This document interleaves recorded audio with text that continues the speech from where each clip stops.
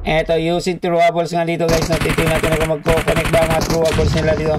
Eto, si Kuyap. Dali na dito si Kuyap. Senyora.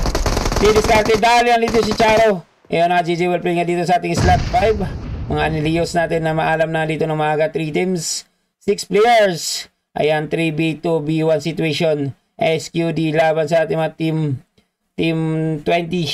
Team 20 natin dito guys. Ang ating mga Brosis Samurai laban sa ating mga TRC. Ayan, mga TRC natin na nagwagi kanina guys, no? Eto si 16. Papasok ka dito sa zone. Ayun lang.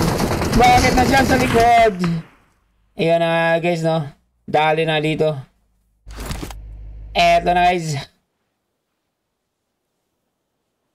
2v3 situation. Team Brosis laban sa ating mga team TRC ang nagwagi sa ating first game. Eto, sinugod na nga dito idol, no? Dumaan lang naman.